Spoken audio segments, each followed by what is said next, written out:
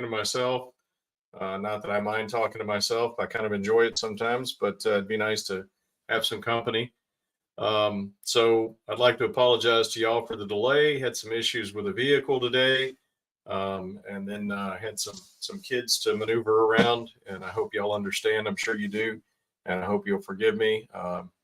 But I will try to do better in the future.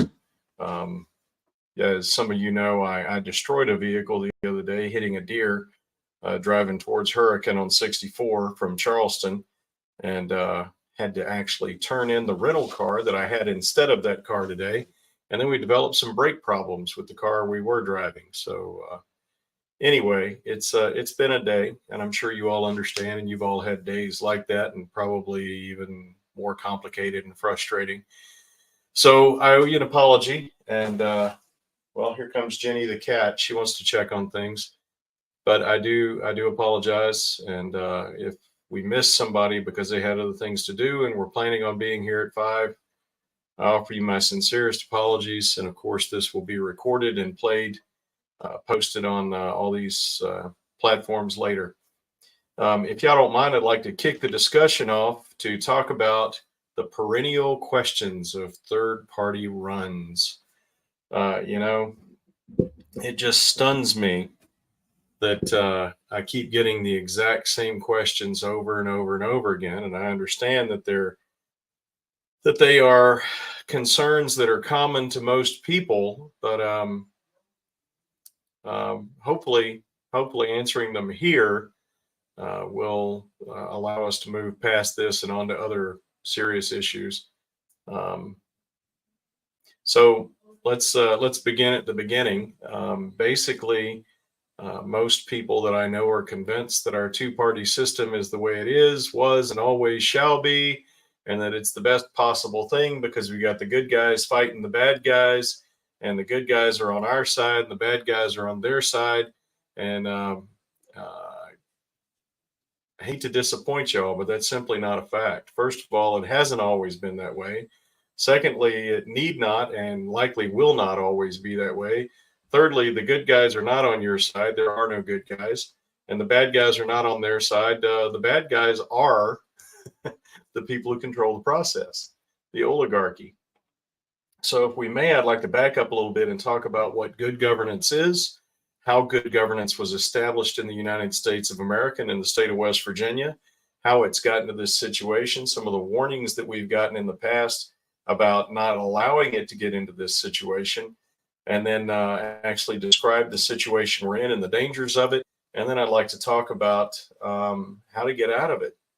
And frankly, my efforts right now are a huge part of how we get out of this system where this small group of people basically runs the system for us to tell us who we can and cannot vote for and what we can and cannot do in our political process, when the simple fact of the matter is we are free men and women. We are free Americans. We are human beings endowed by our Creator, by God Almighty, with certain and unalienable rights. And we are denied intentionally, purposefully, the free exercise of those rights by the very people we've tasked with protecting those rights. So let's back up a little bit. Go all the way back to the beginning of the United States. You've probably heard me say this 18 bazillion times. The reason that the government of the United States was formed, if you remember, the various colonies were all actually ruled by England, by the king. And they got together and decided that they wanted to be free and sovereign states. Keep in mind that a state, in the classic sense of statesmanship, doesn't mean a small subdivision of a larger country. That's not what it means at all. It actually means an independent and sovereign country in itself. So the fact that these United States, the 50 states that we have, form kind of fascinating because throughout the history of man, when anyone talked about a state, they were talking about a sovereign entity that ruled itself. And frankly, that's what the word means in this context too. And the United States is actually a union of sovereign states. In other words, it's if you think about King Arthur, he called himself first among equals. And what he meant was first in battle, first in being held accountable, first in duty, first in honor. In other words, he was responsible to uphold the standard for the rest, but they were equals. That's why there was a round table for King Arthur and his knights. And by the way, there is some historical precedent for that. If you'll note also, Jesus the Christ, who of course founded Christianity, and way more than that if you believe the Bible, he actually said, "Remember that I no longer call you my servants, I call you my brothers."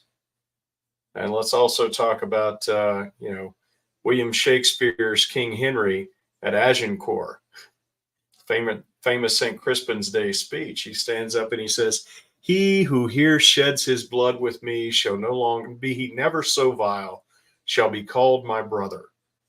See, this is what we're supposed to be. We're supposed to be a union of people and a union of sovereign states, equal. All men are created equal, right?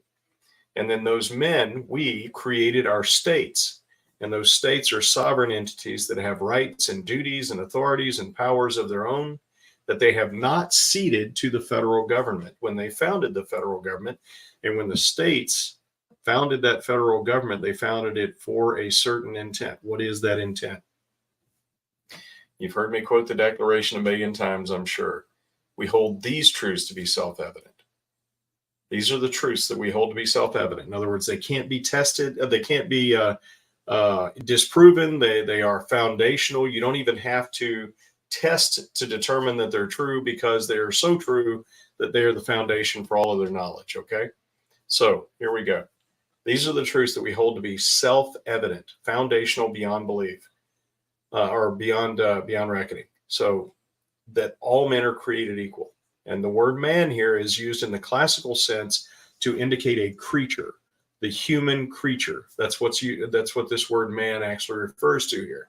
It does not refer to the male of the species. It refers to the species as a whole, the creature as a whole, okay? Male, female, short, tall, ugly, bearded, bald-faced, whatever you want to be. You are a component of the creature man, and the creature man, all of us, each one of us, was created equal to each other of us. Now, equal does not mean that we have equal capabilities, that we have that we'll have equal outcome. It means that we have equal value, we have equal standing before the law, we have equal responsibility to the law, we have equal protection under the law, because the law is derived, the positive law, which is the laws made by men, is derived from constitutional law, which is founded firmly on natural law. And this is what we're talking about here, is natural law. All men are created equal, and they are endowed. This tells you what that equal means. This is to define that equal.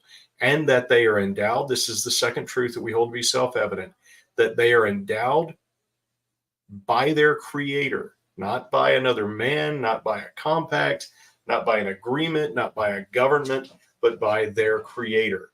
Now, you don't have to be a Christian or a Jew or a Muslim or, a Taoist or whatever. Well, actually, a Taoist would actually agree with what I'm about to say.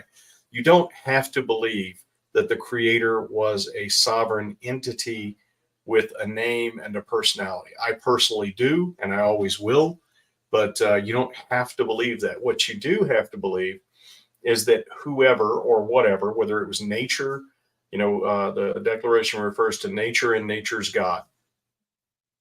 I will always believe in the Christian God. I will always serve him.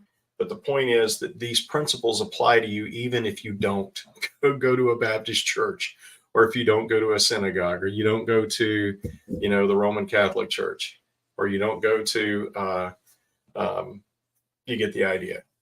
The idea is that you don't have to hold to a certain religion to understand that these truths are true, that they are endowed by their creator, which is someone who is above and beyond the reach of the government. In other words, the government cannot undo what the creator has done.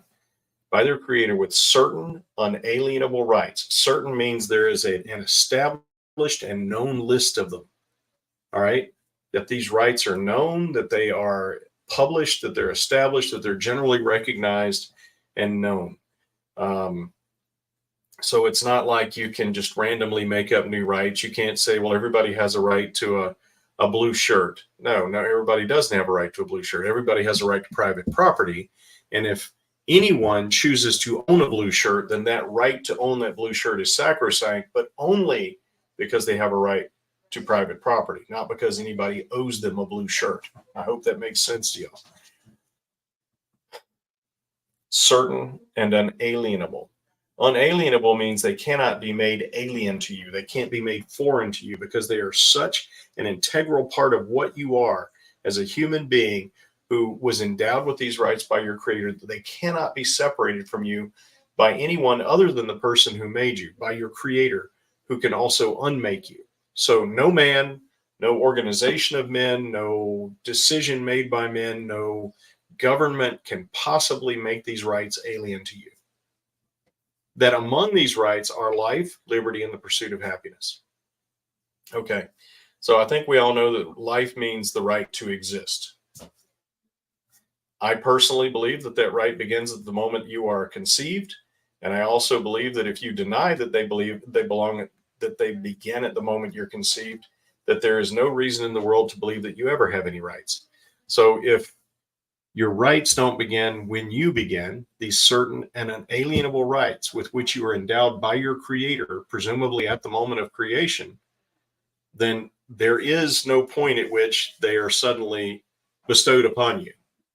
So if you can't see your way clear to protect the rights of someone who has just been created, that they have the same rights as you, then there's no philosophical foundation for believing that you have any rights that should be protected. I hope that makes sense. Liberty means that you have the right to do with yourself as you will. So you have the right to exist. You have the right to do with yourself as you choose to do, and the right to pursue happiness. Now, you have to understand the philosophy behind happiness. It goes back to Aristotle, and it talks about the right way of living to live according to what you are. That's a really, really short version of what that word means, but it has a lot to do with being able to dispose of your goods and of your talents and your capabilities in the way that you choose to. But the idea is that in doing so, you are pursuing excellence, you are pursuing goodness, you're pursuing what's right and true, at least as far as you understand those things. Now, of course, most philosophers believe that if you pursue what's good and right and true, you will fail because none of us has a perfect understanding. But in pursuing what we believe to be right and good and true, we will learn. We'll try those ideas, find what's wrong or what's false, discard it, and continue until we find what's good and right and true. So that's why it's important for each individual citizen, each individual human being, to have the right to pursue justice or to pursue happiness as they will. Because if I walk up and tell you what's right and good and true, my authority means nothing. You have to pursue it on your own, and you can only pursue it as the person you are. We could go on for days about that. To pursue happiness. You ready for this? Here's the banger. This is the next truth that we hold to be self-evident, that to secure these rights, life, liberty, and the pursuit of happiness, that to secure these rights, governments are instituted among men. That is the purpose for government. There is no other purpose for government. Government has no other right to exist. It has no authority that doesn't derive directly from that mission to secure your natural rights. There is nothing that can be justified. No action that government takes that doesn't pursue that goal can possibly be justified. That to secure these rights, governments are instituted among men, deriving their just power from the consent of the governed. All right? That's from the Declaration of Independence. That's what we're talking about here. That was the original idea for the founding of the United States government. So the American people pre-existed, right? The American colonies, they actually had become a people separate from all other people because they had a history and they had a culture and they had a home that was different from anywhere else on the planet. So the American people pre-existed the American nation, and the American nation pre-existed the U.S. government. The U.S. government is a tool that was created by the American nation to secure the rights of the American people. So what I'm getting at is the founders actually included in the Declaration of Independence. They said, right after they said that to secure these rights, governments are instituted among men deriving their just powers from the consent of the governed. They went on to say that any government that acts contrary to these principles must be either altered or abolished. Altered or abolished. And not only that, but they went ahead and did that. They actually abolished the first government that they created, the Confederation.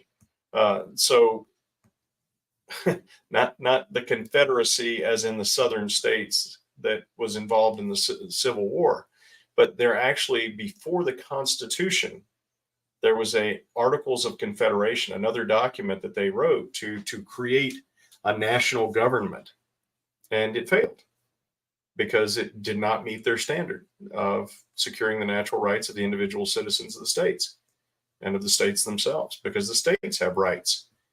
And so they abolished that government. They abolished the Confederate government that was formed by the Articles of Confederacy. And again, most people today understand Confederation to mean one thing, and that is the southern states during the Civil War. That's not true. A confederation is a loose conjunction of sovereign states, and the original intent was to ensure that the states remained sovereign and that the federal government was there to just take care of a few tasks for them. Unfortunately, it didn't work out that well. Basically, because we had to fight off England, and to do so, we needed to work together better, and there needed to be some way to draw the country together and do that, draw the states together. So actually, if you take a look at the Anti-Federalist Papers, I know you've all heard of and probably read the Federalist Papers, which explain why the U.S. Constitution was necessary. The Anti-Federalist Papers actually were written directly to contradict those and have some very, very good points about why it was a bad idea to have a strong central federal government. And frankly, if you read the Anti-Federalist Papers and you look at what's going on right now, you will be dumbfounded at how prescient their observations were, how focused, and how right they were. So let's talk about what some of those might be. George Washington, in his farewell address, after he had fought the French and Indians for the British, after he had fought the British for the Americans, after he had served in the legislature of Virginia and had served in the Continental Congress, and then, of course, had commanded our Continental Army against the British, the greatest empire on the earth at that time, with a huge army of hardened troops and an amazing navy, and beat them.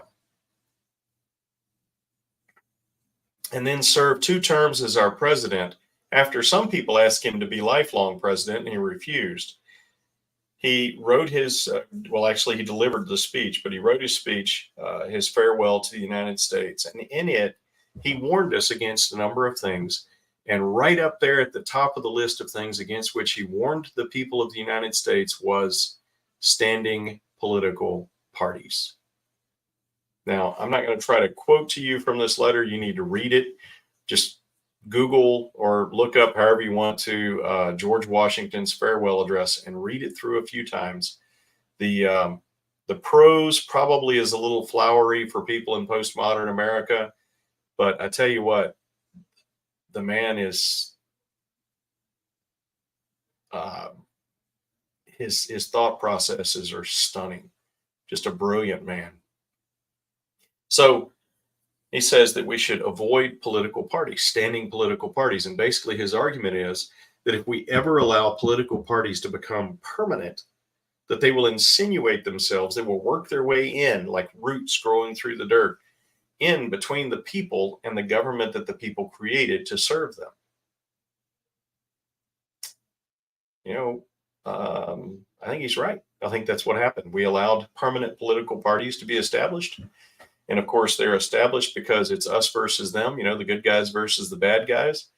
And then, of course, let me diverge a little bit here. And if y'all will indulge me for just a second, I'd like to tell you about a personal philosophy of mine. A lot of you guys know that I've had a lot of experience in organizational formation, management, correction, stuff like that, but basically how to run an organization, even some very large and complex operations in some fairly dangerous situations. And I want to tell you that, well, my philosophy of organizational growth and development is this. So you have a task that you need done. You build an organization to do that. That organization is formed of people who have their own ideas, their own thoughts, their own way of seeing things, their own culture, right? And then you also have equipment and resources and money and time and effort and capabilities that all go into building that organization to address that problem. All right. So you do that. And then over time, in dealing with that problem, especially if you deal with it effectively, that organization takes on coherence and it develops its own culture. It's not something that happens, it happens organically. It's not something that is done to it. You don't go and build a culture in an organization. You can have some input into it, but the organization is going to build, it's going to grow whether you actively take part in driving that. And frankly, the organic culture of that organization is always a lot more authentic than that which is created by process, by intentional process. But anyway, the point is, once you have that culture, so you've got the equipment, the facilities, the resources, and the organization itself, all of that is the body of the organization, to include the people who are involved. All right. But you also have that culture, which also involves the people. The people are the point at which, you know, both the body and the soul of the organization come together. The culture of the organization is the soul. It's the mind, the will, and the emotions of the organization itself. At the point that an organization has its own culture, it transmogrifies, it changes from one thing to another. It's no longer an organization, it is now an organism. Now, I don't believe in the evolution of, you know, of organic life on earth, you know, as in animals and human beings and all that kind of stuff. What I'm saying is that an organization will change from a dead tool that we use to accomplish things to a living entity that takes on a life of its own. And so it effectively becomes an organism. It has a life of its own. So can anyone tell me what is the first rule of organic life? To continue existing, right? Next, it must consume. To continue existing, it must consume, it must protect itself, and it must grow, and generally it must reproduce. All right? So you see what I'm saying here.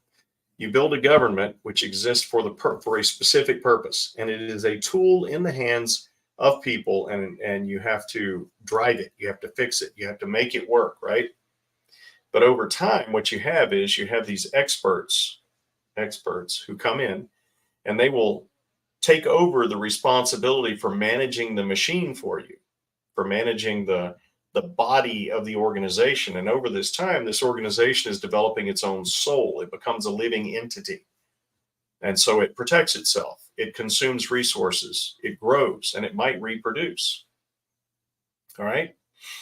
So in our situation, what happened is we built this government. We, the people, built this government to defend, to secure our natural rights, right?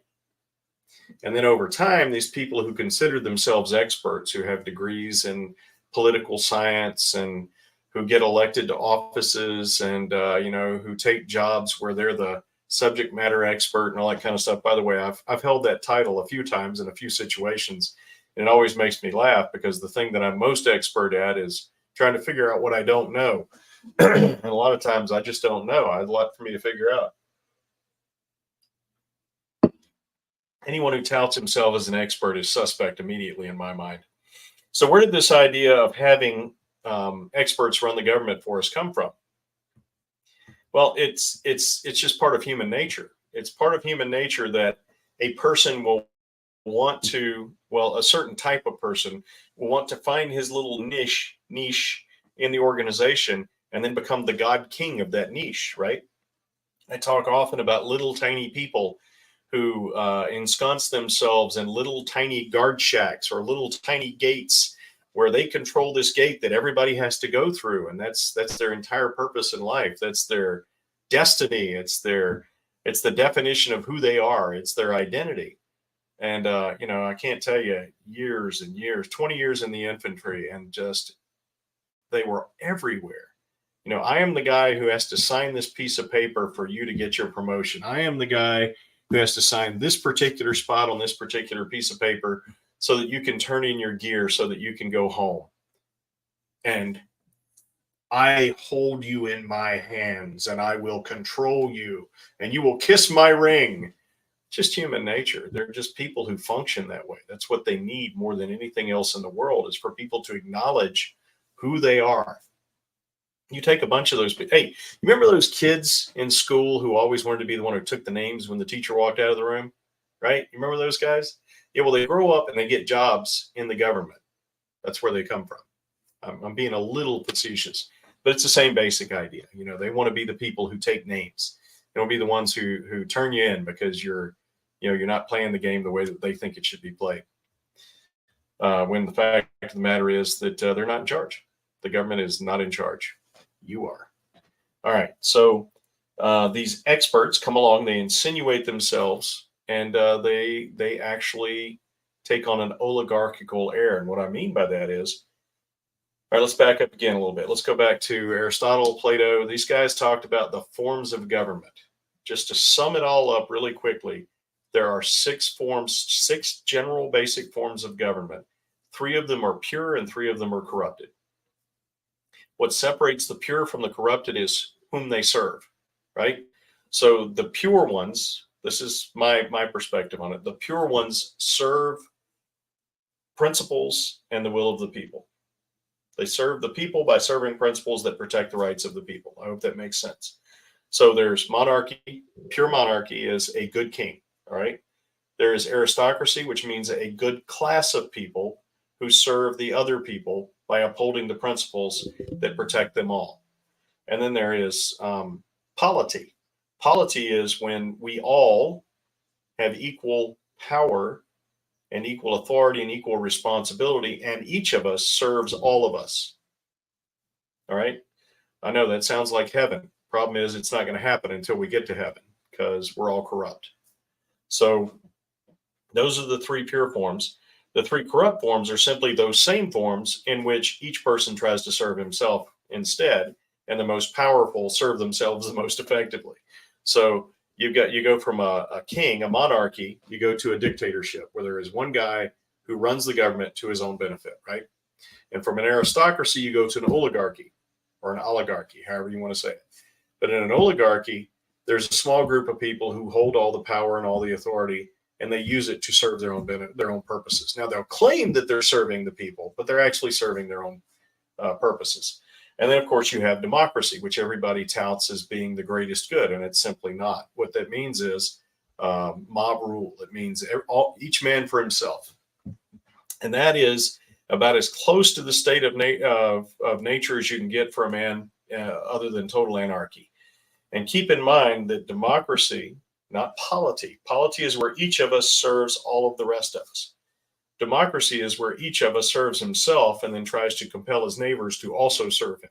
All right, that's what a democracy really is. So the founding fathers of the United States of America took those pure ideas, those 3 pure ideas, and then built a government out of all 3 of those concepts so that those 3 concepts would literally work against each other to prevent individual human beings or groups or classes of human beings from gaining too much control over the others. That was the idea. And it was brilliant. It was brilliant. It actually works when it is maintained, when that system is maintained. So it's constantly working against this perennial idea that each man not only wants to control himself, that would be perfectly fine. If each man were to control himself, that would be great. The problem is nobody wants to just control himself. He wants to control everybody else too. And that's where the problem comes in. So the 2 principles, the 2 foundational principles, not political principles, just principles about humanity upon which the U.S. government was founded. And it's this understanding that allows for the genius of the United States of America to actually come to fruition. Okay, all men are created equal. I quoted that to you a while ago from the Declaration of Independence. And the other is, all men are corrupt. We're all corrupt, every single one of us. And yes, I'm talking about me. All right. You can ask any of my friends. I regularly ask them, keep an eye on me, keep me straight, keep me on the path, hold me accountable for everything I do, because I'm corrupt. I'm broken. I am not always right. I'm often very wrong, and I need to be held accountable. So what we're getting at here is, if men were perfect, if we were not corrupt, we wouldn't need a government. The problem is, our government is formed of people who are corrupt. So who governs the government? The only way we'll ever be free is if we, the people, govern our own government. So not only that, but you hear all these people today, especially in our Republican supermajority in West Virginia, talk about, we got to limit government, small government, but they have no idea what they're talking about. They say, well, what that means is we need to spend less on this. But they always finish that up by saying, but we want to spend more on that. So they don't want limited government. What they want is the big bloated government they want. They just don't want you to have the big bloated government that you want. And it's everybody who's involved. They want money spent. They want effort expended on whatever they want. What they don't understand is the only valid purpose for the government is to secure the natural rights of each individual citizen, each one. All right. Even if you hate what they are doing with their rights, even if you detest the decisions that they make when they exercise their rights, the government is invalid if it does anything other than secure the natural rights of each citizen. And it must be altered or abolished. And the thing is that the people who listen to what I'm saying here and say, oh no, this is terrible, you can't really mean that, are actually demonstrating that they do not agree with the foundational principles of the United States of America. Because the United States of America never would have been formed except that they believe these principles. So if you don't believe these principles, you are exposing yourself as someone who is counter to constitutional principles. That's okay. Just don't lie about it. I don't actually believe it's okay for you to be counter to it. What I'm saying is, you have a right to believe whatever you want. Just be honest about it. And you've got all these people running for office saying, I'm a constitutional conservative. You ask them what the Constitution says, they don't know. You ask them what the principle is behind constitutional governance, they have no idea. But they're for the Constitution, by God, because that's what gets them votes. All right. So you've got these organizations that have become organisms that have inserted themselves between the people who created and own the government, who should be controlling and managing and maintaining that government for the benefit of all by protecting the rights of each individual citizen. And these people insinuate themselves in between. And they assume control over that monster, that animal, that creature, that destructive fire government, and use it to their own benefit, use it to accomplish their own tasks. So anytime you hear people talking about, the Republican agenda or the Democrat agenda or the Who's France, agenda, you have to understand that it is almost necessarily contrary to the constitutional agenda. And any government that is not functioning according to the principles we've laid out here is necessarily either a failure or oppressive. If it's oppressive, it's also a failure. But any government that fails to secure your individual natural rights and those of your grandchildren and those of every other single human being, no matter what they look like, no matter how tall they are, no matter what kind of education they've got or what their job is or how much money they've got or what they think about themselves and their position in the universe, none of that is relevant to the mission of the government, which is to secure the natural rights of each individual citizen. So let's talk about some practicalities here. I am an ordained Baptist minister. I was a missionary in the Amazon jungle. I taught systematic theology. I trained pastors. I started churches. Given that, I'm sure that you can deduce what some of my principles are, personal principles, my personal principles about how people should behave. All right. I have some very clear, very hardcore principles about the way people should behave. And I try really hard to live up to those principles. And I fail miserably on a regular basis. But I'm trying. Okay. I do not believe that I have the authority either from God or from the government to impose my principles on you or anyone else. I may detest what you choose to do with your life, and you may think I'm a complete fool for living the way that I do. What we have to do, though, is we have to agree. We have to agree that each of us has the right to make those choices for ourselves. All right? I have to agree that you have the right that I must lay down my life to protect. I have to lay down my life to protect your right to do things that I hate. Why? Because it's the only way my kids will ever be free, is if every single one of us is free. And free is defined as having the unimpeded opportunity to fully exercise the natural rights with which you're endowed by your creator. That's what freedom means. So, because I believe in human liberty and because I believe that is actually from God, I will lay down my life to ensure that my children have that liberty and can raise their children in that liberty. And finally, because I want that for my children and because I believe that it either applies to everyone or it applies to no one, I will lay down my life to secure your rights to live the way that you want to live. Now, that also means securing the rights of others to live the way they want to live. And if you try to deprive others of the way that of living the way they want to live, that's what the law is for. That's why we have positive law. That's why we have government, is to protect those rights. I hope that makes sense to everyone. And I hope you can see and what I really want this discussion to be about, but of course I'm not going to drive the discussion. I'm going to let it go however it goes organically.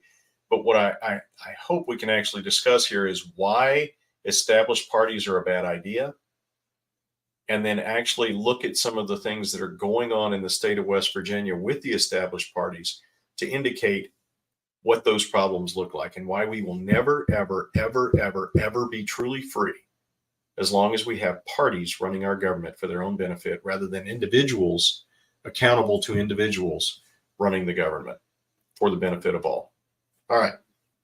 So let me go through and look at some of these comments here.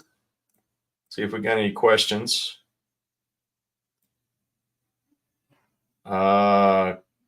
Christopher, I don't off the top of my head know what HB 4873 is.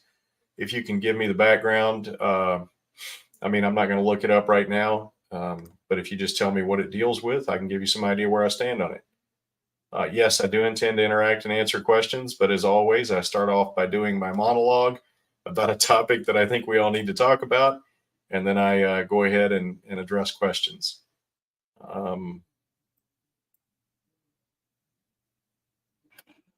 Oh, okay. Yeah, thanks. So, excuse me, I was getting parched there. So basically, Christopher, my perspective on it is that it is none of the government's business what an adult human being puts into his body. That's the short version. Now, if I happen to like scotch, now if I choose to drink some scotch and get in my car and go down the road, that's a problem because I am taking actions by which I might deprive someone else of their right to life, right? Or the free exercise of their right to life. I don't have the right to do that. I don't have the right to drink and drive. I don't have the right. I love to shoot. I love to go to the range. I've got a couple of weapons. I'm not going to discuss publicly what those weapons are, how many I have, but I enjoy shooting. I spent 20 years in the infantry. It's something that I've got some proficiency at, and I think it's fun. I also like making a lot of noise. So, I could walk out in my front yard and exercise my right to keep and bear and discharge arms, but my neighbors who live across the street might be a little upset if I put one through their window, right? Same basic idea. So no one has a right to limit my right to bear arms or even to use arms, except that other people have a right to live and to be free. And if I use my right to keep and bear arms to deny them the free exercise of their right to keep and bear arms, there's a problem. And that's why government exists, is to adjudicate those issues. And more importantly, to adjudicate those issues in a peaceful manner, if at all possible. Now, I'm sorry, I'm going to go down this rabbit hole because it needs to be gone down. It needs to be explored. Who is responsible for securing the physical safety of your family, including you, of your pets, of your home, the physical security of your home? That's you. That's you. That is on you. That is not the government's job. When we say the government exists to secure your rights, that does not mean that the government, okay, so the government exists to secure your right to life. That does not mean the government exists to secure your life. That's your job. You have a right to life. No one owes you a life. Nobody owes you food or medicine or anything, except that no one has a right to infringe on your right to live. I hope you can see the distinction there. So the government does not exist to keep you alive. The government exists to hold people accountable when they infringe upon your rights. So the police, their job is not to stop people from killing you. Their job is to hold them accountable after they've killed you, or tried to, And don't get me wrong.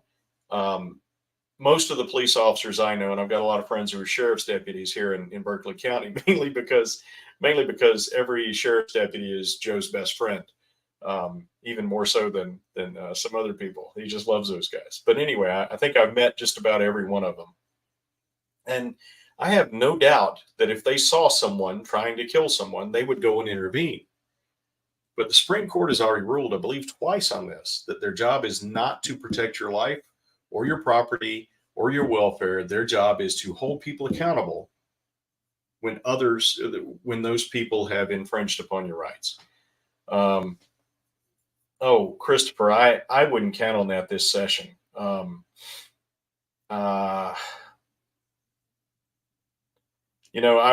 was in the House when we actually passed the medical marijuana, medical cannabis legislation.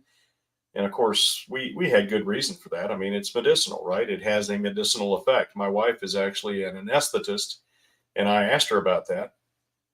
And I said, is it something that could actually be used for medicinal benefit? She kind of laughed at me and said, obviously, that's why it's controlled. But I'm not sure what BCSD is, man.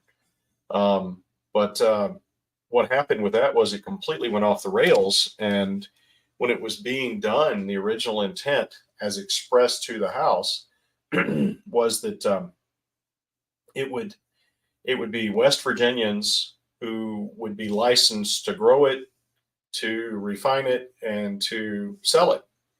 And they're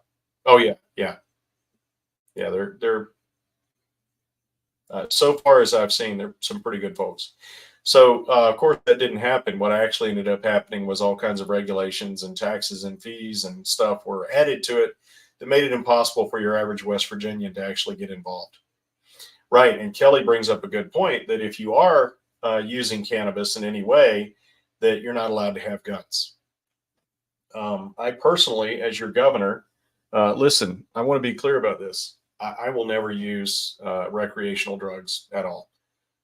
Well, I just told you I like scotch. So obviously that's not completely true. So the thing is, I can't think of a way that I would ever decide to use cannabis or anything like that, or certainly not LSD or anything. And I realize that cannabis and LSD are completely different agents. The point is, I'm never going to do that. But what I am going to do is not the basis of the law. The basis of the law is your right. Okay. I think that you have a right to carry a gun, and it's very clear that you do. And I think that you have a right to put whatever you want into your body.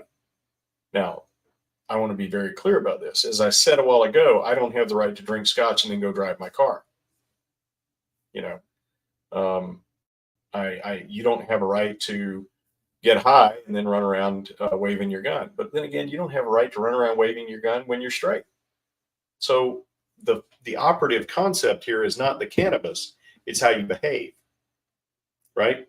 And there's no excuse for how you behave. If you kill someone while you're driving a car, the fact that you happen to be, excuse me, you happen to be under the influence is just a contributing factor. The fact is you killed somebody, and that's what you need to be held accountable for. So, as your governor, I will actually declare West Virginia a Second Amendment sanctuary state. And I will nullify federal laws that contradict the Second Amendment because they, well, that's a good question, Rose Charlie. Once again, I don't know if I'm talking to Rose or Charlie. I think I'm probably talking to Rose. But the thing is that any law that contradicts the Second Amendment is necessarily null and void, and I will just flat out nullify it in the state of West Virginia. And any feds who want to come and take away your guns for whatever reason, even if it's because you have a prescription for cannabis, or even if you're using it, recreationally, that's none of their business. So I hope y'all can see where I'm going with this. I'm not saying that people need to take any particular action or that people need to engage in any kind of activity. What I'm saying is the federal government has no right to impede your right to keep and bear arms. It's just that simple. Yeah, I agree. I do drink and I do have guns, and that's what I thought, Rose. I was kind of figuring that anytime there's talking going on, it's probably you. But I hope Charlie gets a chance to watch this, and I hope he does actually get a chance to read. What's the last question, Christopher? And you don't have to be done, brother. We're here to talk. Okay, so when people came to the House and they tried to convince me that I should vote for cannabis use and all this kind of stuff, one of the arguments they always brought up was, think of all the funds it'll bring into the government. Christopher, I got to tell you, I don't have any interest in bringing any more money into the government. The government has more money than it needs. It already takes enough of your money. If it is medicinal, then medicine in West Virginia is exempted from sales tax. I do believe that all businesses should be taxed at the same rate. I don't like this idea of a vice tax like we have on casinos and drinking and smoking. It's either a valid business and it's legal, or it's an invalid business, and it's illegal, in which case we shouldn't do it. But this idea of saying there are invalid businesses that we will make valid as long as they pay an additional tax, that's insane and corrupt. But I mean, it's literally saying the state can be bribed by certain industries. So yeah, I'm sure that if the state ever makes it legal, that they will in fact tax it. I'm so sorry. And that will be one of the primary reasons they would want to make it legal, just like with alcohol. Why do teachers suffer and strike? This is a valid resolution. I'm not. Are you saying the funds, the additional funds? Yeah, that's not the answer. We don't need additional funds for the teachers. What we need to do is stop spending the money the way it's spent. So last time I looked at the numbers, we were number 14 in the country. Number 14 in the country for per capita, in other words, per student investment in our public school system. And we were number 49 in outcome. Why is that? And our teachers aren't getting paid what they deserve. Before the teacher strike, I'm not sure if y'all are aware of this, but before the teacher strike, for the public employees, they had not had a pay raise since the 1970s. So, frankly, I believe that we should pay our employees. If you're going to employ someone, you should pay them a wage that will actually keep the best ones engaged, and then you should hold them accountable to the standards to get the job done. So the real issue with not having money to pay the teachers is allocation. It's not that the money doesn't exist. The lottery was to help the schools. And my point is that's sort sort of process doesn't really work. So, first of all, the government doesn't need more money. Secondly, allowing what is considered a vice, I don't particularly consider it a vice, but what's considered a vice, uh, because you allow them to pay more to the government, I think is a really, really bad process. It's literally bribing the government. It is rife with corruption. But more importantly, what we really need to do is have disciplined budgeting and actually use the money to focus on the mission. The mission of public education is to provide a thorough and efficient education in academic subjects to the students of West Virginia. And we need to focus our efforts on that and quit paying for a bunch of stuff, including a bunch of administrators who should not exist. I don't mean the people shouldn't exist, the position shouldn't exist. So yeah, Christopher, I understand the argument. I see where you're coming from with it, but from my perspective, saying that something will generate more revenue for the state is actually a way a way to convince me that I don't want to do it rather than the other way around. But it'll work on a lot of legislators. It will convince them that they should pass a bill if it'll get a few more bucks into the public coffers. I agree, Christopher. No argument. But I just and like I say, if you make that argument to the current legislature, it probably will help you to get it through the legislature. I'm just saying it doesn't work with me. I don't think that the government needs more money. I do think you need to be free and um, you need to have access to the medicine that you need. Um, I also agree with what Kelly just said. I mean, that's absolutely true. And I happen to know that she has enough experience with, I hate the term healthcare.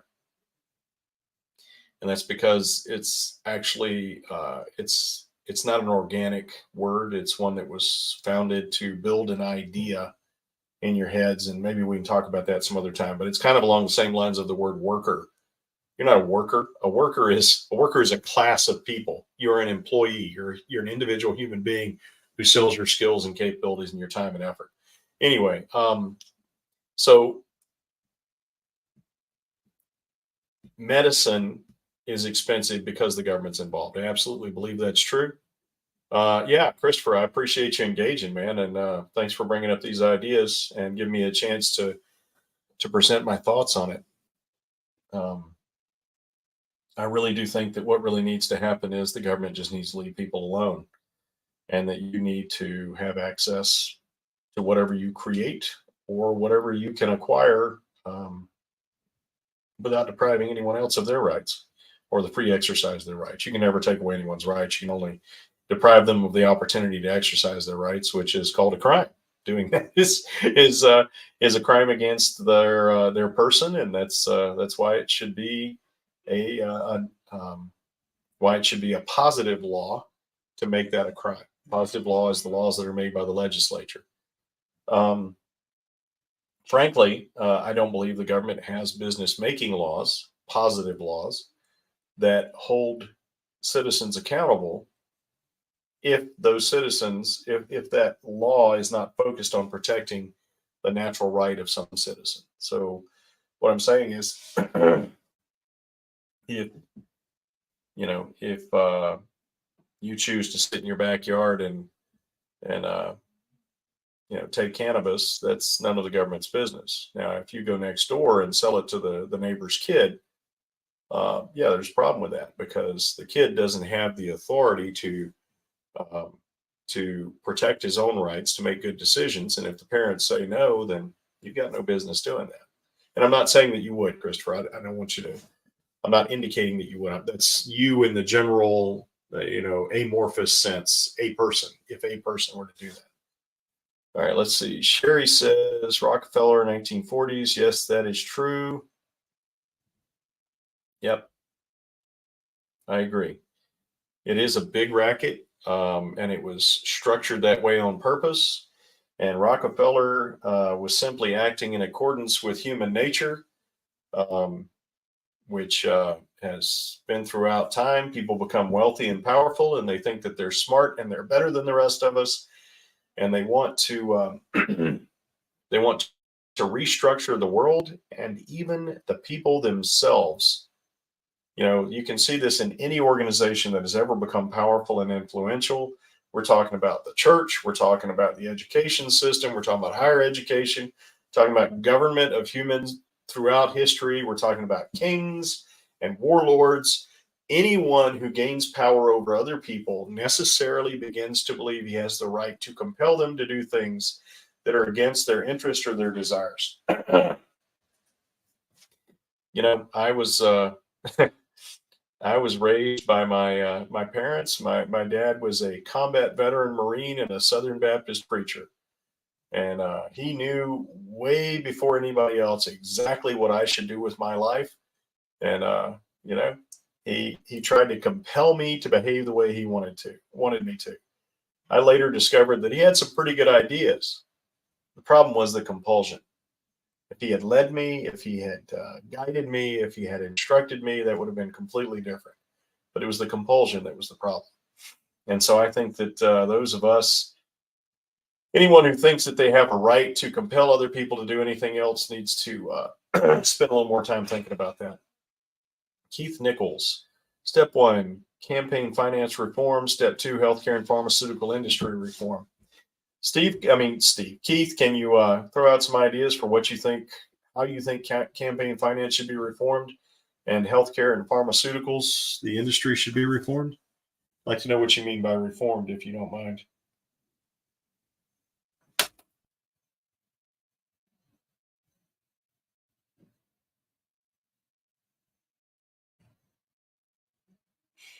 And frankly, this is going to be a pretty big subject, and we're almost at the end of our time. So maybe we'll pick up that subject on the next one.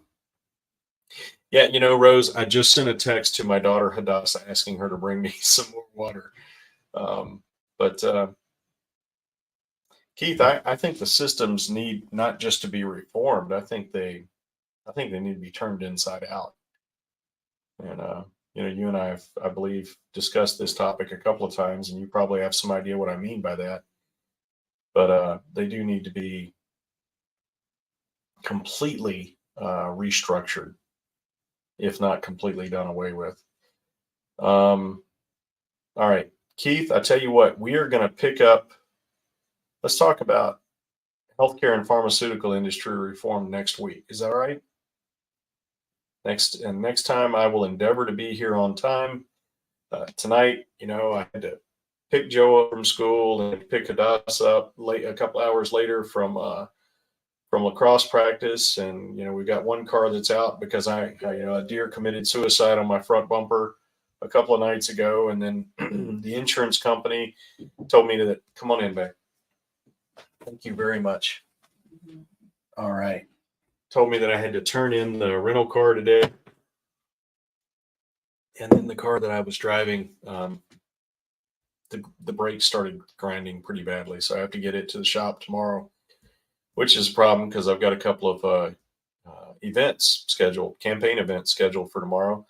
One is it's the Religious Liberty event at the Capitol. I really want to be there for that. And I was speaking with the pastor who organized it a little bit earlier today before I realized that the car was going to be out of service tomorrow. And then, of course, I've got got this huge event.